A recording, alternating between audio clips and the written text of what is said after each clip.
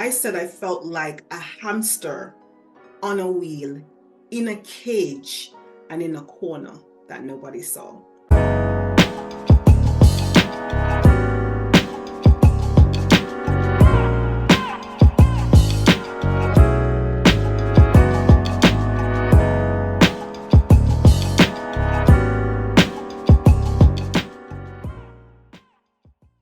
You know what? I just want to say thank you. Thank you so much. And I want to make sure that I pronounce your name correctly because I've got a thing about pronunciation of names. Because when people hear my name, they say Sophie, but my name is Sophia. Yeah, it's got an A at the end, not an E, you know. So I love it. Ky-Nekia, is that correct? So it's Kai-Nneka. Ky-Neeka. That's it. Ky-Neeka. It's such a beautiful name. What does it mean? Thank you. So Kai is Swahili. That means lovable. I try to be as much as I can. And then Nneka is evil, and it means that mother is great, which my mother is actually really great. So works well. Beautiful name. And you know what? It's so important. I've always said, when you're naming a child, for the name to have some form of meaning, so Yeah. that's beautiful, beautiful, beautiful name. So thank you and welcome. You're on the Long Story Short podcast. I am appreciative, seriously, of your time and, sharing space with me. Also I want to big up Anthony Lindsay for connecting us two together. Oh, yes, absolutely. He is a great connector and a great supporter as well. I don't know how he does all of this, but love him for that. Big thanks to Anthony. I'm absolutely a fan of his. As I said, really authentic person, and he's big on the connections, and he knows how to connect the right people as well. Not just anybody, the right people. So big ups to Anthony, man.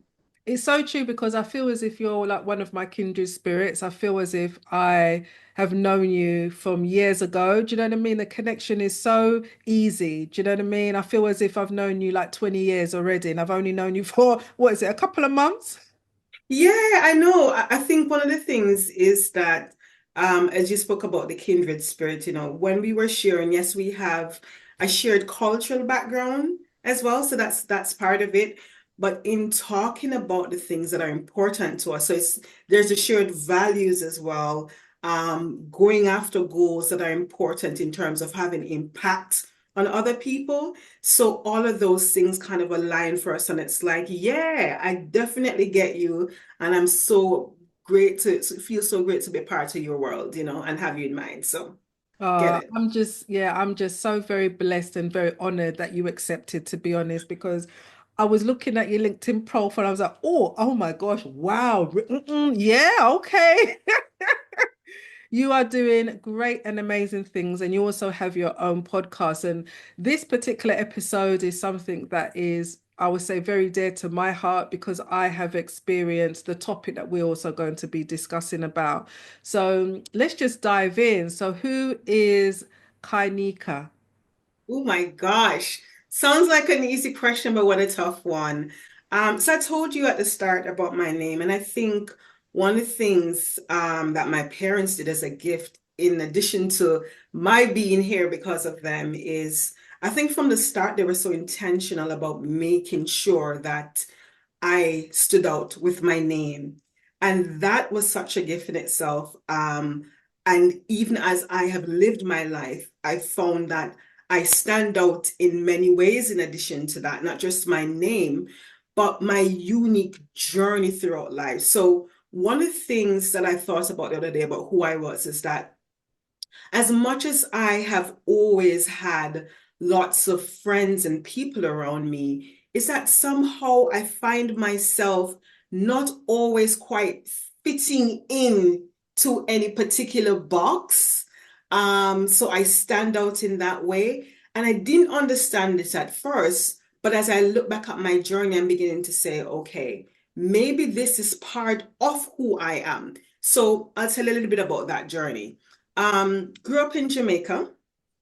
So I spent my formative years there up until high school. And then my first year of living abroad was when I went to university.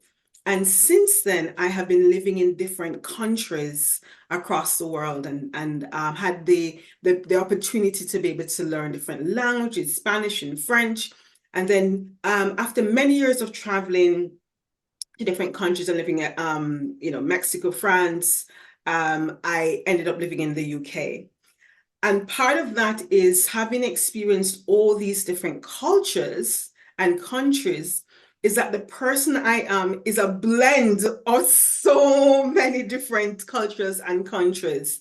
And in some way, it allows me to be able to connect with a lot of people, but in other ways, somehow it does make me stand out a little bit from other people. And as I said, part of that is who I am and who I have become. So who is Kai-Nneka? I am a daughter, the daughter of Joyce and Irvin, a sister, a friend. I am a resilience and burnout consultant, and that is my passion, because I've experienced burnout myself. And as I said, my unique journey has had a lot of impact on that. And that allows me, when I talk about resilience, when I talk about burnout, to talk about it hopefully in a way that connects with a lot of different people, because of the experiences that I have. Amazing, amazing. When you said like Mexico and Spain and all of these places, I was thinking, yes, it does sort of like mold you into the person that you are because you've been to many different countries and have embraced those different types of cultures. So, as we're moving on, and I really would love to hear about your unique story with regards to burnout. But for those who do not know, what is burnout? Great question. Even though when you look on the internet, I was just reading recently, this week, when someone's talking about that mom burnout is real. So the word burnout is used in a lot of different contexts. And for many people, it's usually a reference to, I feel drained, I feel tired, in a particular area of my life, and they say I feel burnt out. For me, I use the definition that the WHO uses, where they refer to burnout as a workplace phenomenon. And that means that it is prolonged stress that has not been successfully managed. So that's it in its simplest terms, and it has three dimensions. So you talk about someone that is consistently exhausted, not just exhausted, but exhausted more than usual. Someone who feels distanced from the work that they're doing. They feel this disassociation because over time, there's things that might have happened that makes them feel, I really don't know if this is the right thing for me anymore. And then the third element is that they might actually start to feel that they're not even good. They're not at what they're doing. So those three dimensions are what the WHO refers to as burnout, in addition to this whole matter of the prolonged stress that has not been successfully managed. Oh, so the key definition is about prolonged stress. And I think that even when I look about myself in previous roles, one of the particular role that I can remember, I definitely experienced burnout and I did feel removed from the work. I didn't feel as if I was putting in or able to give my best quality work because of how I felt about myself. And it came up with different health symptoms. So, with regards to your burnout story, what is your unique burnout story? Because you know what, when I was a couple of years ago and I was on the train and I was watching people, I'm a people watcher type of thing. And I'm seeing the same people day in, day out, day in, day out on the hamster wheel, on the hamster wheel. Oh And my God. it so said to me, I said, so if you need to get yourself off of this hamster wheel, do you know what I mean? And I think even being on the hamster wheel, that could also be your pathway to burnout if you're not careful. So what is your unique story? You know, Sophia, it's amazing how you use that term, the hamster wheel, and I know it's a reference that many people can relate to.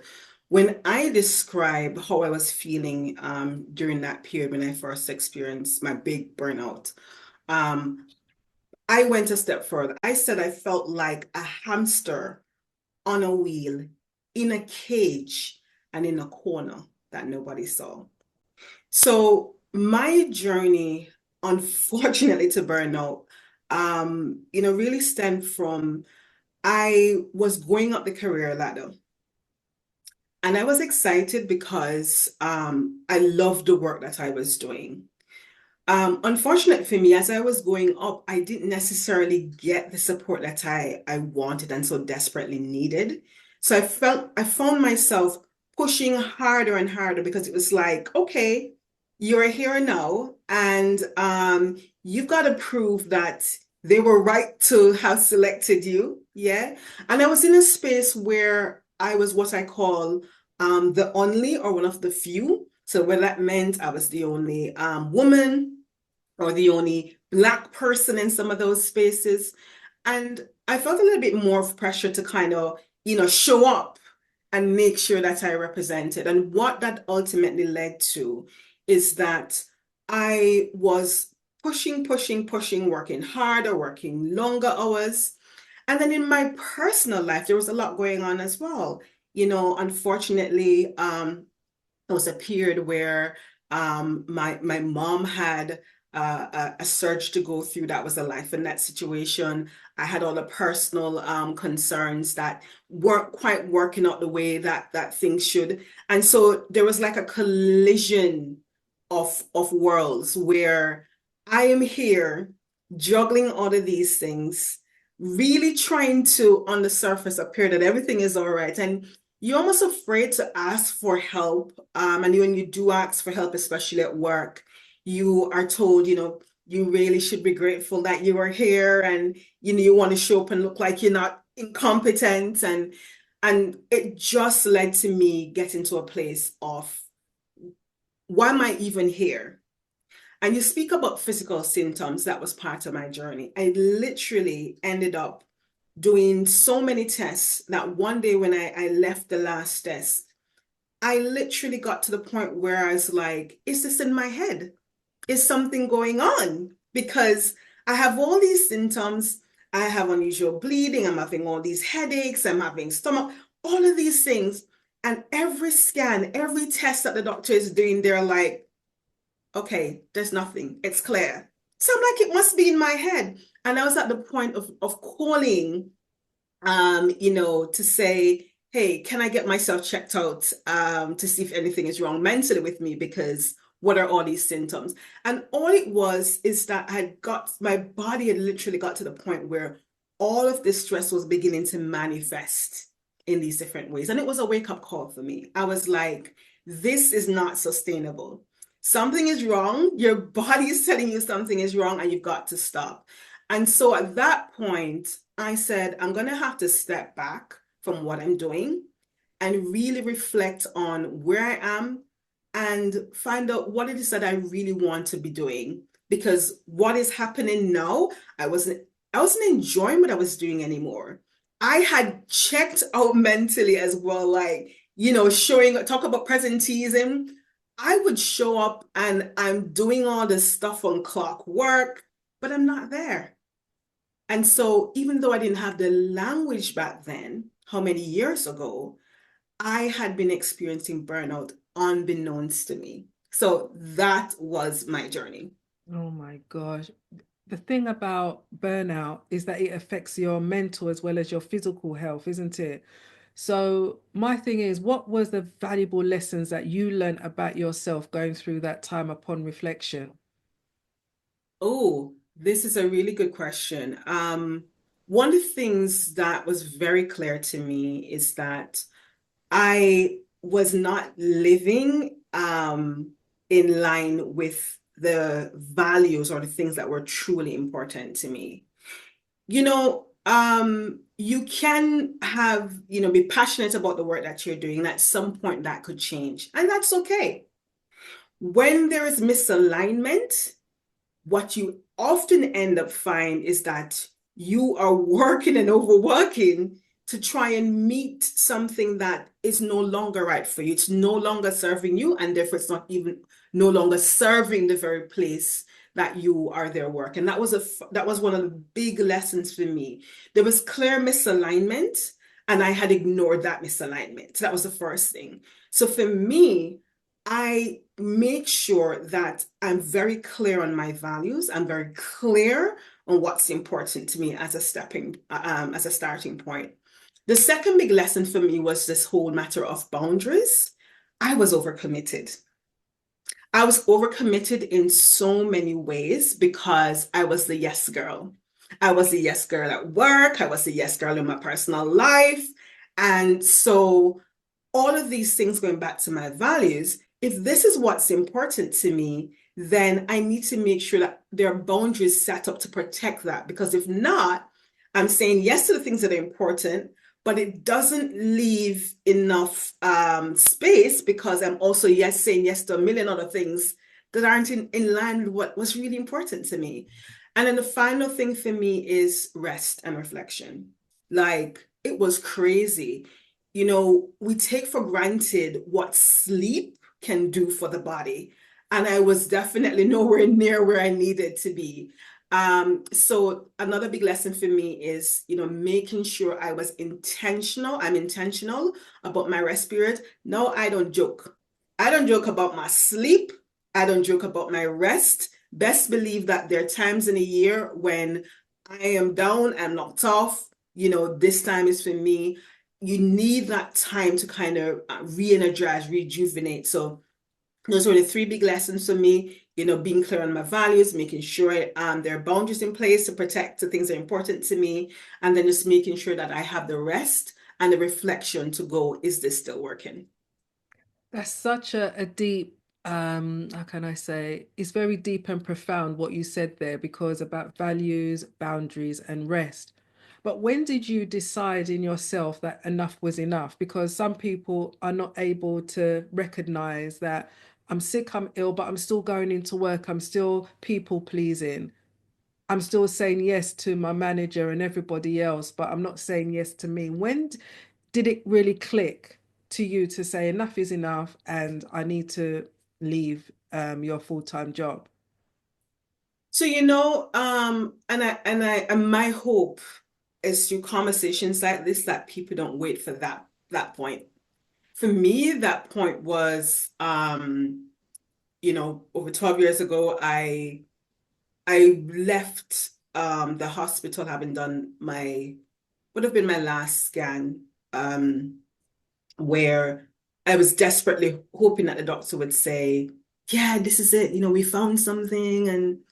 Um, and because I had spent, the previous 12 to 8 months doing different tests and nothing came up, I found myself walking out to the hospital, and instead of calling a cab home, I literally called a mental health ward to say, "Hey, I'm just wondering what's the procedure to check in a friend, if they need help." And when I got to that point where I was like, "Oh my God, I'm now, questioning my own sanity of whether or not, I am actually feeling the things that I'm feeling or seeing the things that I'm feeling." I I just said, this has got to stop. This absolutely has got to stop. So when I went home, um, I I made the call and I said, okay, I know what the procedure is, but let's do a sense check of our life and what's happening. And I sat down and I just started to think through the past few months and say, okay, when I think back to when was the last time I felt like myself? Like me. And I did that check and I started to realize that, oh my God, I was on like, a path that was very clearly going to end up here. I could see it. So it was that point that allowed me where all the tests that the doctors, because the doctor literally just said, we've done a test now. When they couldn't find what was wrong, I then said, I need to figure out what's going on because something isn't adding up. So I hope that through conversations like this, nobody has to reach to that point. So that was the turning point for me where I knew I had to make a change. Wow, I'm really glad that you are sharing your story, because having these types of conversations would really open up the area of burnout in terms of, oh, I remember I was listening to this podcast and this wonderful lady was talking about her experience in during burnout. And oh my gosh, I recognize that for myself. Do you know what I mean? So it's good. The more conversations that we have, the more awareness that we will bring out with regards to burnout. And my thing is, when you said people pleasing, is that the core of somebody experiencing or going through burnout? Is people pleasing the core of that? That's a good question. For me, that was the core of that. And I've had, clients where they fall into that category, but I'm careful not to broad brush and say then that's what it is. It's not so much just the people pleasing as it is the lack of the boundaries. So the people pleasing is one type of way in which the lack of boundaries shows up. It can show up in other ways. It could be that you're a bit of a perfectionist. And I had a little bit of that in me too, where, you want to make sure things are just right. So you're going over things and delving into minutia rather than no, the big picture is more important, or being a little bit more strategic, and we're delving into minutia. It can show up in that way as well. So I want to be careful that my exact experience might not be the exact for someone else, but that's one of the ways it shows up. But ultimately, there's this whole question of how are you putting protective measures in place about how you use your time and your energy. Are you wisely using your time and your energy? So that whole perfectionism thing that I spoke about is one of them. It could be that you are someone that is always wanting to be in control. And unless you're in control of everything, you feel like then you're in control of nothing. So you end up taking on more than you need to. So if you're a manager, you're a leader, it could be that instead of delegating some of these things, you feel like unless I do it, it won't be done right. So I'm not giving it to anybody else. Even your personal life, I've had clients where, they've admitted they'd much rather do the thing than ask their partner to do it. And I'm talking about both men and women. Because they feel like their partner's not going to get it right, So I'm going to do it. So it's for me, it goes back to, are you wisely using your time and energy? Yeah, that's the big thing here. Because that time and energy thing, people say we have the same 24 hours we do, but all of us will use it differently. And your energy is going to be different depending on who you are. But if you're expending more energy than you're putting back in, there's going to be a deficit. And that deficit over time will add up. It could be the sleep deficit. It could be that you're stretching yourself. So physically, you're not getting the nutrition you need. You're not getting enough rest. You're not giving yourself enough time for your brain to rest, because that's a thing as well. Yeah. All of those things, they ultimately add up. I'm sitting here and I'm going, yes, yes, yes, Soph. Yes, yes, yes, Soph. And something said to me, right, today you must do your beetroot, apple, ginger, cucumber juice. Do you know what I mean? And just listening to you has reaffirmed the things that I need to start doing again, type of thing, because Good.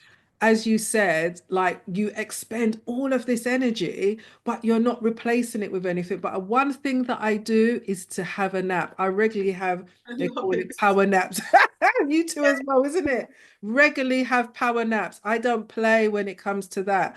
And I'm learning to make sure I have time for myself. If I can't do something, I will say, no, I can't. Do you know what I mean? Because in the past, I have been a people pleaser, but have maneuvered my way out of that.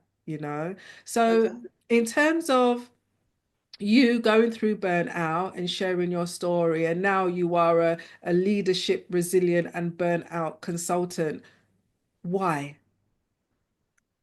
You know, as I said, when I experienced burnout, and by the way, when I looked back, I realized I had been in a cycle of burnout where I had experienced burnout, found my way out of it, and then found myself back again. So that last time was the one where it was, listen, we got to change something, right? Um, I left that particular company and job, and I thought, this is my new life. I'm gonna go at it. I'll be good. And as I was navigating through various industries, I started to see a pattern where, like me, there were many leaders who were experiencing burnout, but it was just not being talked about. So you would just see them start to get into a place of being quite negative. So very cynical. At some point, there'd always be the person showing up, but then they started not showing up because they're either sick, or they suddenly need all this time off. But they were still expected to kind of get on with it because they were the leaders. They were told they had to look after their teams. And so when I saw that pattern, I said, you know what? Something has to be done. We need to pay attention to how it is that we are supporting leaders, because if they don't get it, how are they then expected to look after the team? And so I saw an opportunity there to come up with something that could ultimately support leaders to pay attention. So my approach is more preventative, where I'm saying, let's teach you how to build resilience so that you can actually, in a very sustainable way, approach your life and work. Because we forget sometimes that we're the same person. It's one person. You have a life outside of work. You have work to do, but it's one person. You don't show up at the office door, and suddenly your personal life is nothing. No, it is part. So if you understand how to navigate your personal and professional life in a way that's sustainable for you, it also means that if you get that this is important, it's something then that you can more clearly do in terms of supporting your team. Because what a lot of companies end up doing is that they say, it's all about well-being now. So we're ticking that box. Have you checked in with your team? Are they getting enough work-life balance? But what about the leaders? Nobody's supporting them. So if we look after them, we're also, as part of that looking after, say, and this is why it's important, therefore, to look after your team.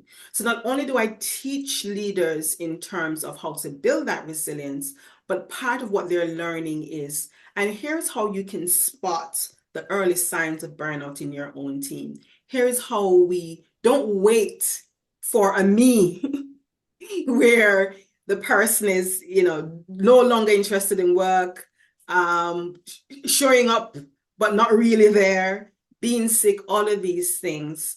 How can you prevent that happening?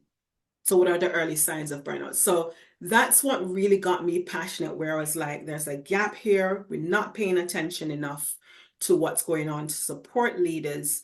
And so if we do that, we set the company up for success, because it means that both leaders and their teams are being looked after. It's not one or the other, it's both.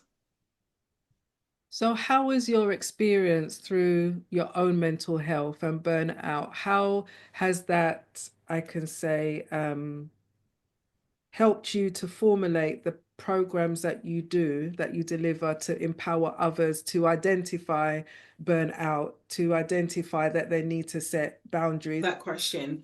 So for me, I didn't want to just go off based on my experience alone. So I did the research to look at burnout, the history of it, how it came about. So, as I said, I used the WHO definition. I also looked at resilience, and I thought, how are the two things, linked to each other? So in my research, one of the things that I did come across was the resilience builder model. So this model and assessment, it looks at 5 key areas of resilience. It talks about that sense of purpose. So when you think about your values, it's linked into that.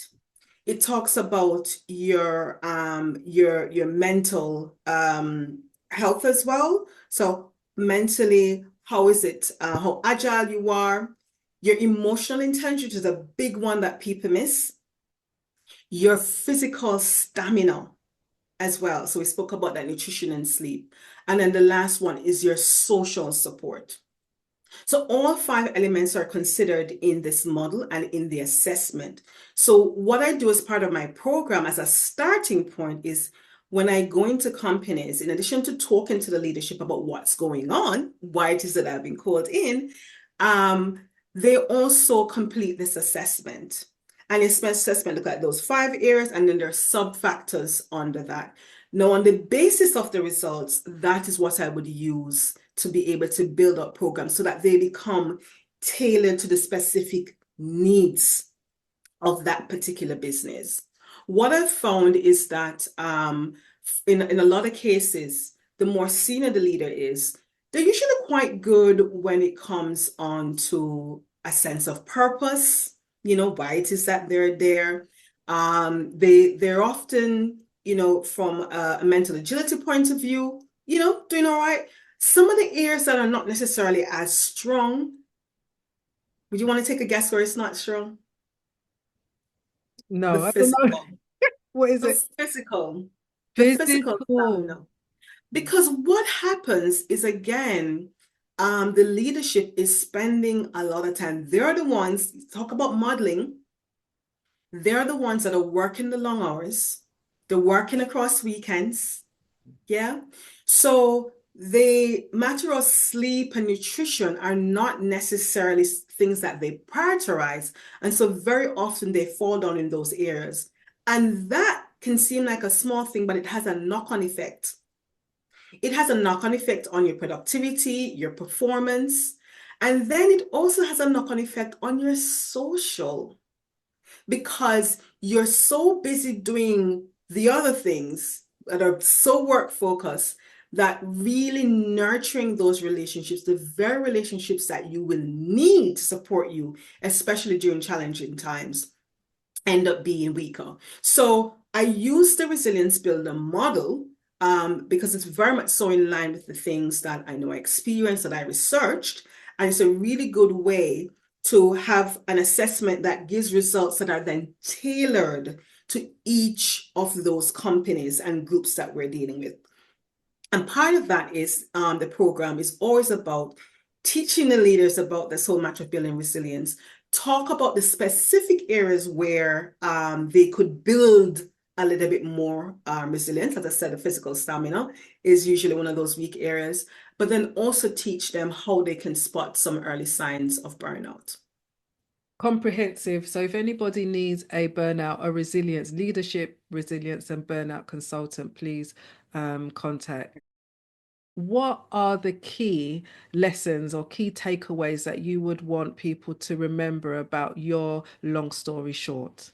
So as you're going into a new year, it's a perfect opportunity to sit with yourself and think about these 3 things. The first one is, are you absolutely clear on what is important to you? To think across your personal and your professional life, what are the things that are really important to you? If you are clear on that, then move to the second thing, which is, how can you make sure that your time and your energy are being spent protecting those things that are important to you? So if it's family, if your job is important to you, what then can you be doing in terms of allocating your time and your energy to protect those things? Say yes to the things that are going to help you to meet those important goals, and say no to the things that are not helping you to meet them. And then the last thing is, do not forget to spend time for rest and reflection. Rest at least 7 to 8 hours of sleep each night, but that's not it. Look ahead in your calendar. What are the periods that you can allocate for a break? It doesn't have to be a time away on some fabulous vacation. It could just be a long weekend. Have some time for yourself, some time with family, whatever it is.